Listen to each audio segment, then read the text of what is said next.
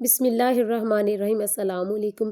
6 class کی اسلامیات کی بک ہم نے سٹارٹ کی ہوئی ہے اور اس کا چیپٹر نمبر جو 6 ہے اس میں سبق ہے علماء مفکرین، جس میں حضرت امام جعفر صادق، حضرت امام ابو حنیفہ اور امام مالک رحمۃ اللہ علیہم کے بارے میں آج ہم ڈسکس کریں گے۔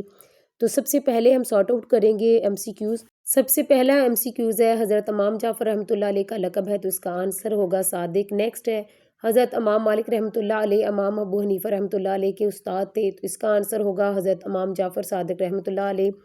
نیکسٹ ہے حضرت امام ابو حنیفہ رحمۃ اللہ علیہ کا اصل نام ہے، تو اس کا آنسر ہے نعمان بن ثابت۔ اس کے بعد نیکسٹ ہے حضرت امام ابو حنیفہ رحمۃ اللہ علیہ ہیں، تو اس کا آنسر ہوگا تابی۔ حضرت امام مالک رحمۃ اللہ علیہ کا لقب ہے، تو اس کا آنسر ہوگا امام مدینہ۔ اس کے بعد دوسرا سوال ہے حالی جگہ پر کریں۔ سب سے پہلی حالی جگہ ہے حضرت امام جعفر صادق رحمۃ اللہ علیہ سے منسوب فقہی مسلک ڈیش کہلاتا ہے، تو یہاں پہ آپ لکھیں گے فقہ جعفریہ۔ نیکسٹ ہے حضرت امام جعفر صادق رحمۃ اللہ علیہ کے والد کا نام ڈیش ہے، تو یہاں آپ لکھیں گے حضرت امام محمد باقر۔ نیکسٹ ہے حضرت امام ابو حنیفہ رحمۃ اللہ علیہ ڈیش میں پیدا ہوئے، تو اس کا آنسر آپ لکھیں گے کوفہ میں پیدا ہوئے۔ حضرت امام ابو حنیفہ رحمۃ اللہ علیہ فقہ اور حدیث میں ڈیش درجے رکھتے ہیں، تو یہاں پہ آپ لکھیں گے امامت۔ لاسٹ ہے حضرت امام مالک رحمۃ اللہ علیہ کی مشہور تصانیف کا نام ڈیش ہے، تو یہاں آپ لکھیں گے موطا امام مالک۔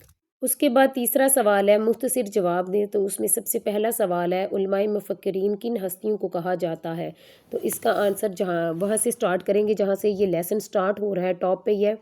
علماء مفکرین ان مایہ ناز شخصیات کو کہا جاتا ہے جنہوں نے اسلامی علوم کی بے مثال خدمت کی، ان علوم کو اپنا اوڑھنا بچھونا بنایا اور انہیں حفاظت سے آنے والی نسلوں تک پہنچایا۔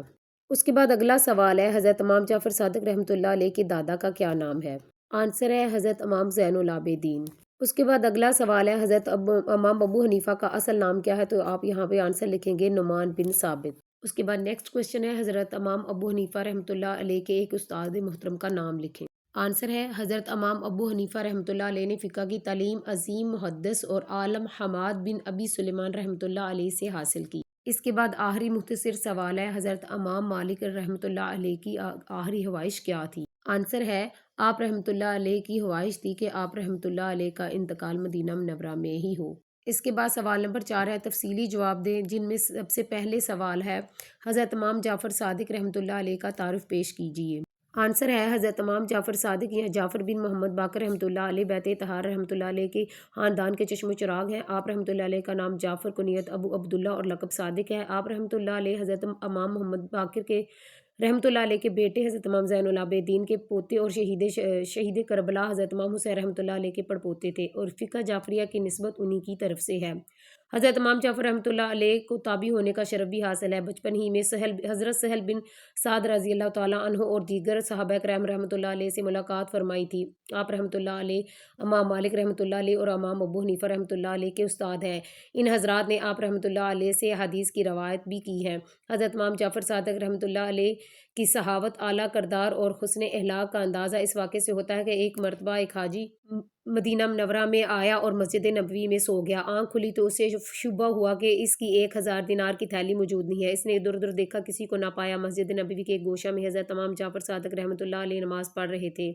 وہ آپ رحمۃ اللہ علیہ کے بالکل اس نے آپ رحمۃ اللہ علیہ کو بالکل نہ پہچانا۔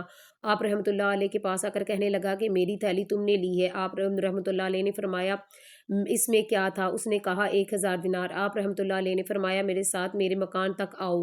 وہ آپ رحمۃ اللہ علیہ کے ساتھ ہو لیا، گھر پر تشریف لا کر 1000 دینار اس کے حوالے کر دیے۔ وہ مسجد نبوی میں آیا اور اپنا سامان اٹھانے لگا تو خود اس کے دیناروں کی ہتھیلی ایک ہی سامان میں نظر آئی۔ یہ دیکھ کر وہ بہت شرمندہ ہوا اور وہ دوڑتا ہوا پھر حضرت امام جعفر صادق رحمۃ اللہ علیہ کی خدمت میں آیا اور اپنی غلطی کو تسلیم کیا۔ پھر اس نے معذرت کرتے ہوئے وہ دینار واپس کرنا چاہے تو آپ رحمۃ اللہ علیہ نے فرمایا جو ہم کچھ دے دیتے ہیں وہ واپس نہیں لیتے۔ آپ چاہے تو آپ یہاں تک بھی نوٹ کر سکتے ہیں اور چاہے تو آگے والا واقعہ بھی ایڈ کر سکتے ہیں۔ اس کے بعد نیکسٹ کوشچن ہے حضرت امام ابو حنیفہ پر نوٹ لکھیں، تو آپ نے یہاں سے نوٹ کرنا ہے اسلامی فقہ میں حضرت امام ابو حنیفہ کا مقام بہت بلند ہے۔ آپ رحمۃ اللہ علیہ کا اصل نام نعمان بن ثابت ہے۔ آپ رحمۃ اللہ علیہ 80 ہجری میں کوفہ میں پیدا ہوئے۔ حضرت امام ابو حنیفہ رحمۃ اللہ علیہ نے فقہ کی تعلیم عظیم محدث اور عالم حماد بن ابی سلیمان رحمۃ اللہ علیہ سے حاصل کی۔ آپ رحمۃ اللہ علیہ کے اساتذہ کا سب سے پہلا طبقہ صحابہ کرام رحمۃ اللہ علیہم ہے۔ آپ رحمۃ اللہ علیہ اس اعتبار سے منفرد فقہی امام ہے کہ آپ تابعی ہیں۔ حضرت امام ابو حنیفہ رحمۃ اللہ علیہ نے علم حدیث کے حصول کے لیے کئی مقامات کا بطور خاص سفر کیا۔ آپ رحمۃ اللہ علیہ نے حدیث سے سب سے پہلے کوفہ میں حاصل کی۔ اس زمانے میں کوفہ میں علم حدیث کا بہت بڑا مرکز تھا اور دوسرا مقام حرمین شریف میں کا تھا۔ آپ رحمۃ اللہ علیہ نے کافی زیادہ حدیث اخذ کی اور تیسرا مقام آپ رحمۃ اللہ علیہ نے بے شمار اساتذہ سے علم حاصل کیا۔ آپ رحمۃ اللہ علیہ نے فقہ اور حدیث دونوں میں امامت کا درجہ رکھتے تھے۔ حضرت امام ابو حنیفہ رحمۃ اللہ علیہ نہایت ذہین اور قوی حافظہ کے مالک تھے۔ آپ رحمۃ اللہ علیہ کا زاہد و تقوی، علم و فراست اور حکمت و دانائی بہت مشہور تھی۔ آپ رحمۃ اللہ علیہ دن کو علم پھیلاتے اور رات کو عبادت کرتے۔ آپ رحمۃ اللہ علیہ نے اپنا طریقہ یوں بیان کرتے ہیں کہ فرمایا، میں نے سب سے پہلے کسی مسئلے کا حکم قرآن مجید سے اخذ کرتا، پھر وہاں وہ مسئلہ نہ پاتا تو سنت نبوی صلی اللہ علیہ وسلم سے لے لیتا، جب وہاں سے بھی نہ ملے تو صحابہ کرام رحمۃ اللہ کے اقوال میں سے کسی کا قول مان لیتا اور ان کا قول چھوڑ کر دوسروں کا قول نہیں لیتا۔ حضرت امام ابو حنیفہ رحمۃ اللہ علیہ کے فقہی مسئلے کو حنفی فقہ کہتے ہیں۔ آج بھی اسلامی دنیا کا بہت بڑا حصہ آپ رحمۃ اللہ علیہ کے فقہی مسئلے کا پیروکار ہے۔ آپ رحمۃ اللہ علیہ کا انتقال بغداد میں 150 ہجری میں ہوا۔ مقبولیت کا یہ عالم تھا کہ پہلی بار نماز جنازہ میں کم و بیش 50,000 کا مجمع تھا۔ اس پر بھی آنے والوں کا سلسلہ قائم تھا، یہاں تک کہ 6 بار نماز جنازہ پڑھائی گئی۔ آخری سوال ہے، حضرت امام مالک رحمۃ اللہ علیہ کا تعارف پیش کیجیے۔ آنسر ہے، آپ رحمۃ اللہ علیہ کا نام مالک بن انس اور لقب امام مدینہ ہے۔ حضرت امام مالک رحمۃ اللہ علیہ 93 ہجری میں مدینہ منورہ میں پیدا ہوئے۔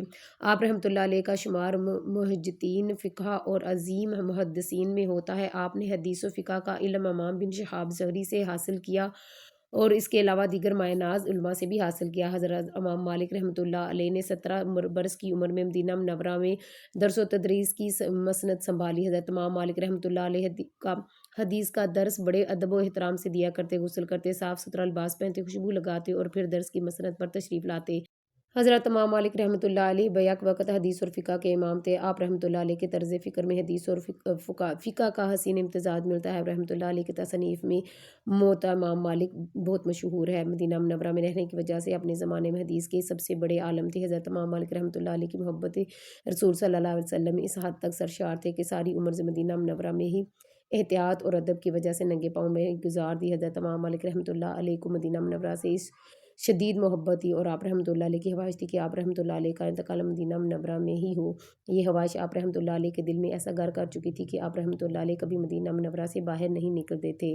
حضرت امام مالک رحمۃ اللہ علیہ کے فقہی مسئلے کو مالکی فقہ کہتے ہیں۔ سو ڈیئر اسٹوڈنٹس، آج کا جو ہمارا ٹاپک ہے وہ کمپلیٹ ہو گیا ہے۔ اللہ حافظ۔